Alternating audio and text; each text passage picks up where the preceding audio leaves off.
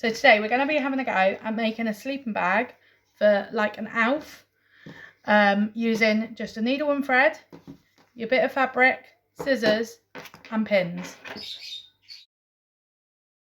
For the first step, you need to take your fabric, fold it in half and then very carefully cut down the middle so you've got two pieces of fabric. Join them together using the pins, but only go as far as here. So going down there and down there. I'll just do a couple for example. Try not to pierce your fingers as you're doing this. It can be a bit tricky to start with, but it comes with practice.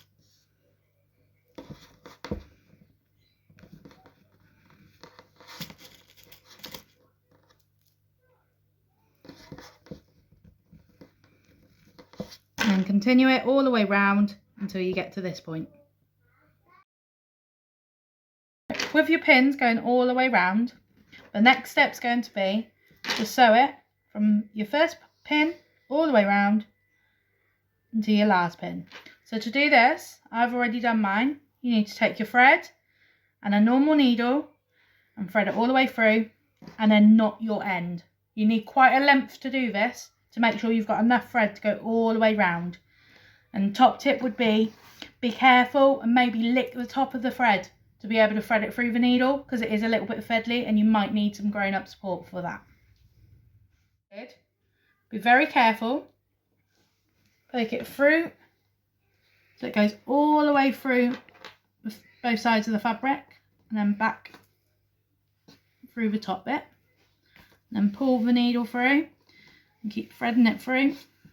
Obviously I've got lots of string on here just for an example at the moment. You might find it easier to use less.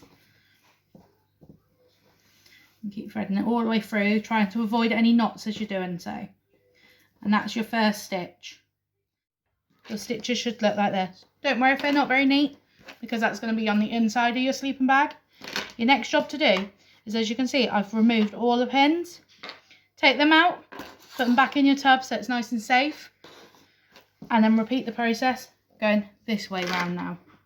So there's all gaps are covered. Right, so I'm just going to do a couple of stitches just to show you for an example. So take it the way your other stitches, all the way through. And pull it all the way through.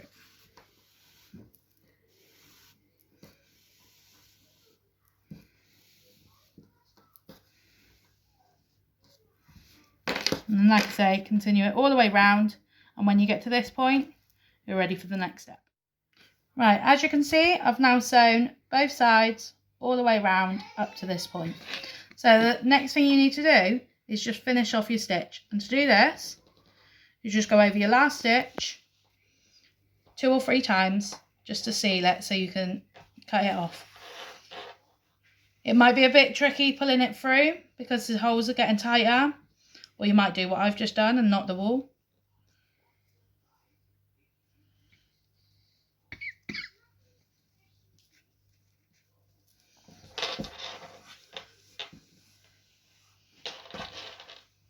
There's 2. Do it again just to keep it in place. Be careful not to prick your fingers as you do it. It can be a bit tricky until you get a little bit of practice. But you get there in the end.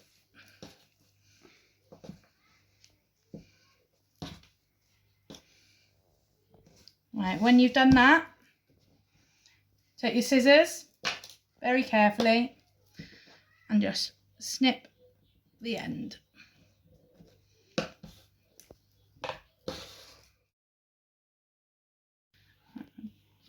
Right, now you've done that, the tricky bit is to turn it inside out.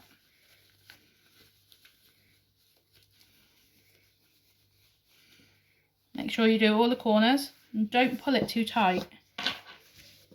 And that is the basis of your sleeping bag ready. And as you can see, the stitching's hidden. So, same idea.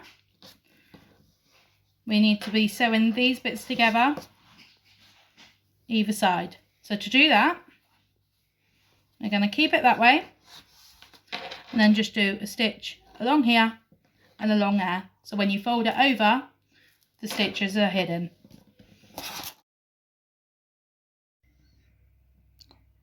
Right, so as you can see, I've pinned where I need to sew and done exactly the same as what we did before, and I've pre-threaded the needle and tied the knot at the end. So all you need to do on here is from the point you finish sewing is just start and do your stitches. I'll just do one side just to show you.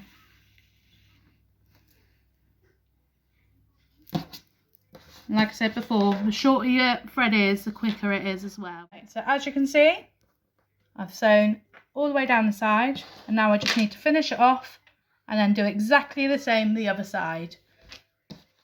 I've now stitched and finished this side and done the same that side. So now all that's left to do is like when we turn the other one inside out, you just turn it over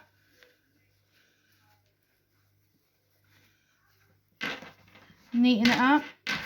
You might have the odd little bit wispy bit that just needs to be cut down. If you do, some might pull off, but some might need trimming off, so to be very, very careful when you do that. It's with your sticks and your string. See if you can work out how to make a shelter for your owl. Well done, and I hope you had fun. Good luck trying to make the shelter.